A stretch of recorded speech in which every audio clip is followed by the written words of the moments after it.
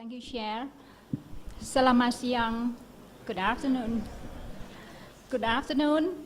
I'm honored to be here in a very beautiful and a historic city. First of all, I would like to mention about my talk today. Initially, I was invited to talk about how to prepare international medical doctor curriculum, but I'm now working as a regional coordinator for Asian Pacific Health Professional Education Reform. It's our network in Asian, so I would like to share with you today the experience of our network to work on health professional education reform, which is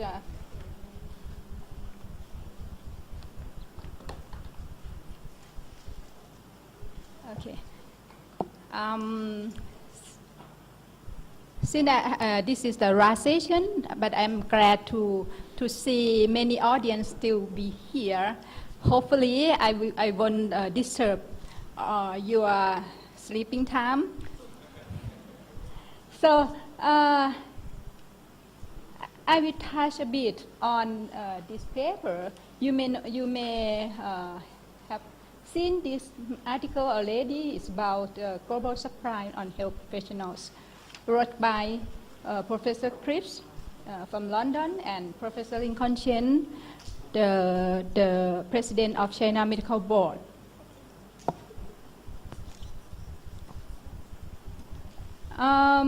They said about a global crisis of severe shortage and maldistribution of health professionals. This worsening by three great global transitions: demographic change, since there will be an elderly era in next 10 years, epidemiologic shifts and redistribution of the disability burden. These may affect our professional education in the near future. So I think this morning Dr. Muhammad has already informed you about the health workforce situation globally. I won't repeat his talk again, but I will emphasize that the severe shortage of health professional or health workforce mostly found in Southeast Asian region and African regions.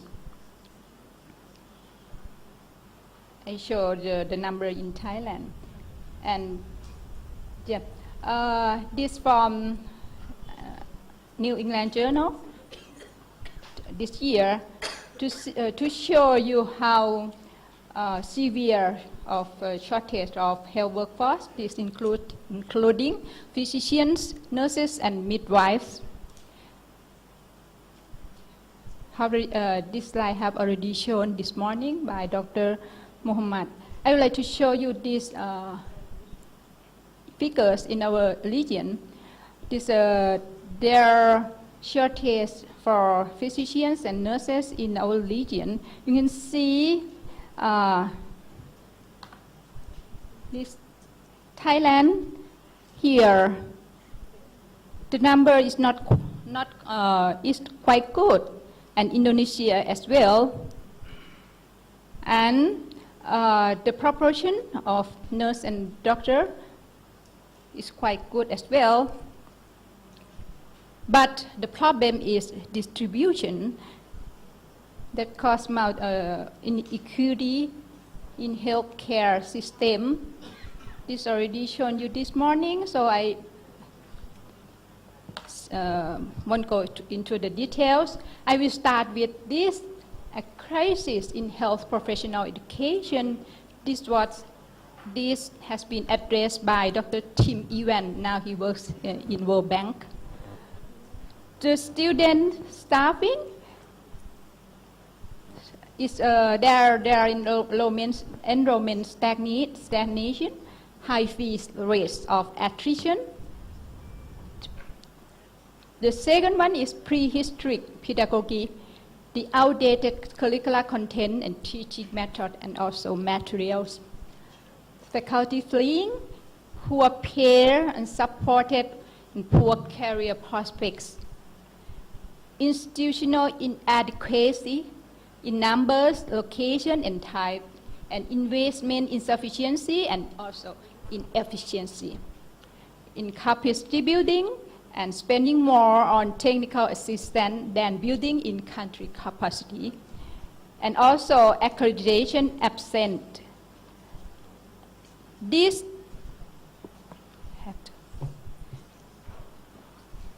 I'm going to show you the Lancet Commission report in 2010 in December. After launching of this Lancet report, for transforming health education to strengthen health system in an independent world, co-hosted by Julio Frank from Faculty of Public Health, Harvard Public Health School, and Lincoln Chen, President of China Medical Board. They call for a reform in health professional education in many dimensions, particularly in competency-based, interprofessional, and in IT learning as well. So many meetings occur all around the world post-Lancet Commission, and many activities occur as well, including in our region, in Asian region. So let's go back to 100 years ago. As you may know, our curriculum is mostly based on scientific base and change to problem-based learning, and now we're gonna formulate competency-based learning and work as a team. So let's go back in 2011 in Hanoi meeting as the initiatives. 5 countries, Vietnam, Bangladesh, China, India, and Thailand. We all together formulate a platform on health professional education reform. Yeah, here in 2011, you may know some of people around here. I think here Professor Lincoln Chen, and I think from these people from Peking University, China, and many people, these people from Bangladesh and India. So since our network formed, we have country coordinators and also research coordinator from each country work together. So the objective of our network are to develop and strengthen the Asian regional network of health professional education, and to collaboratively work on knowledge synthesis and evidence generation for reform to respond to health needs, and to achieve successful reform of health professional education reform, which is relevant to the healthcare system and social and community needs in each country. What are our activities? We have 2 main activities. The first one is to use common protocol for the survey, situation analysis survey on to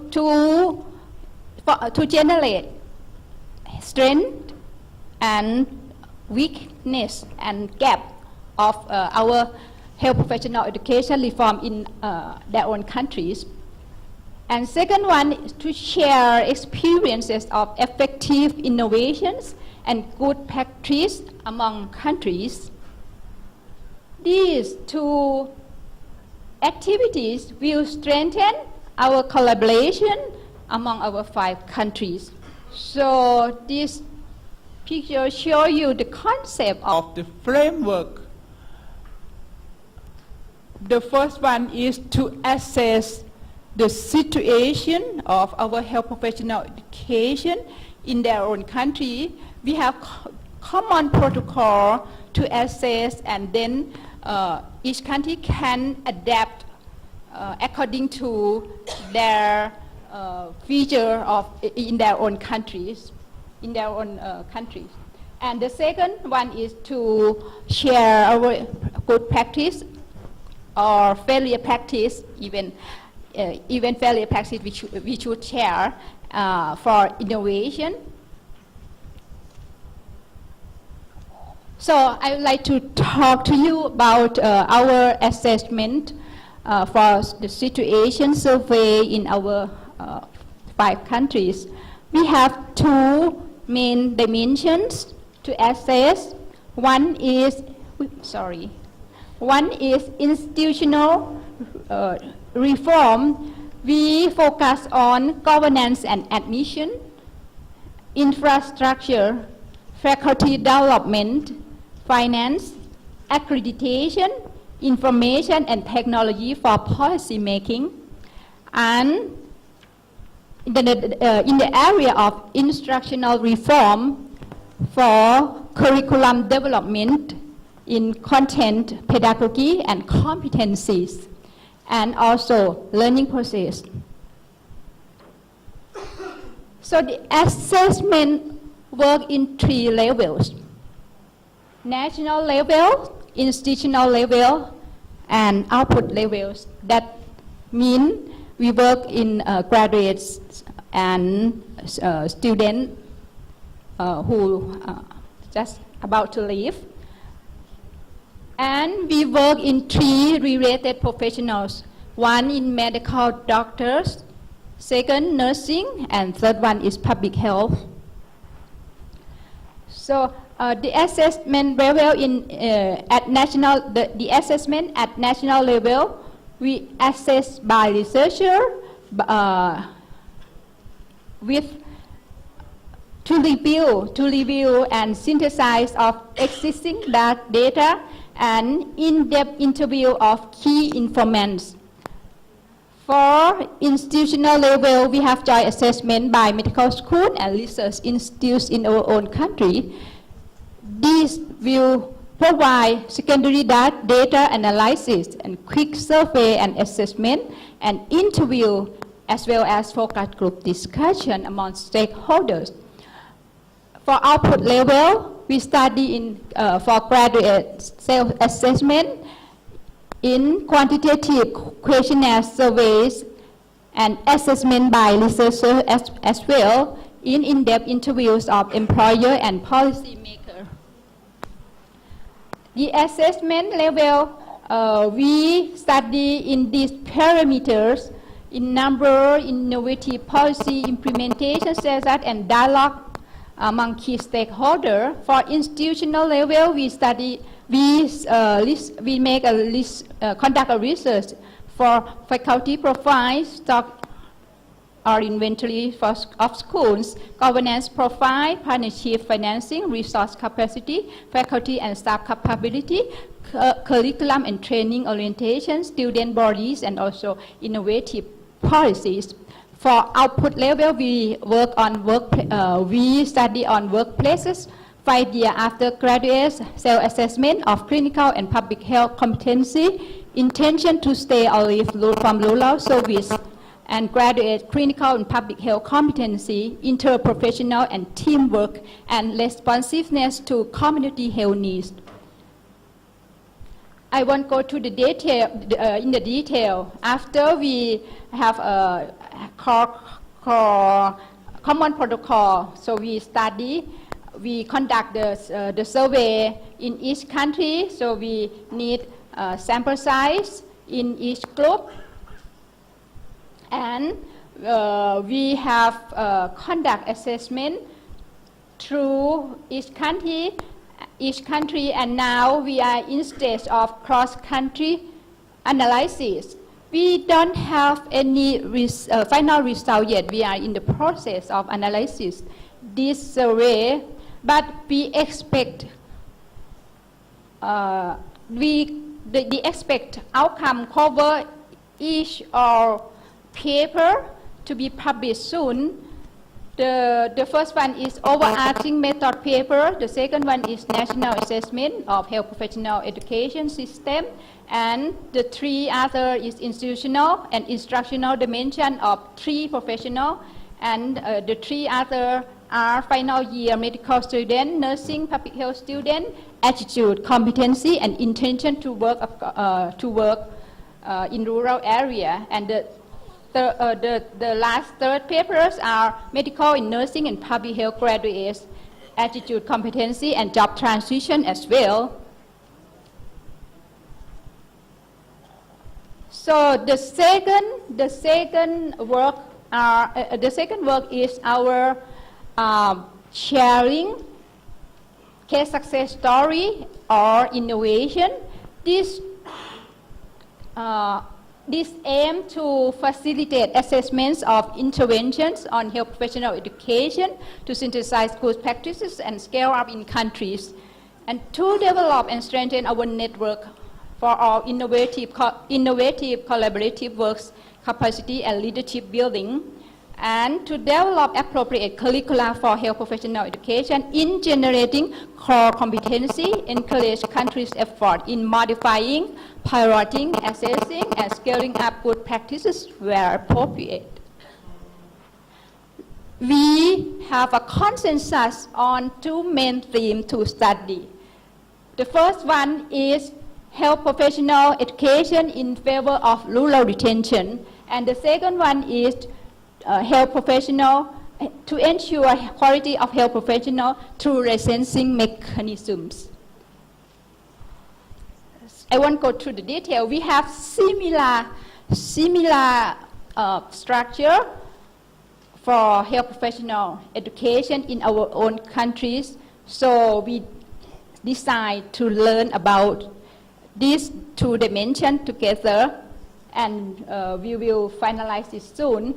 So the expected outcome on this dimension are education strategy in favor of rural retention of doctors, experiences from China, Thailand, and Vietnam, and nurses and midwives, lesson learned from Bangladesh, India, Thailand, and Vietnam, and also qualified doctors through national licensing examination from Bangladesh, China, India, and Thailand, and also national licensing examination from Bangladesh, China, and Thailand, and also CPD, continued professional development from Bangladesh, China, India, Thailand, and Vietnam. I think I'm gonna finish my presentation today. You may ask me or discuss with me later on if you need any more detail. And I would like to acknowledge all members in our 5 countries. Okay, and these are activities that we work together in 5 countries. And I would like to mention this important resolution. We have 3 resolutions right now. The first one is regional resolution from our SEER country on strengthening health workforce education and training in the region, and we will finalize our result in May. I think Dr. Miriala will be Miriala, who collaboratively work with us, will finalize it soon.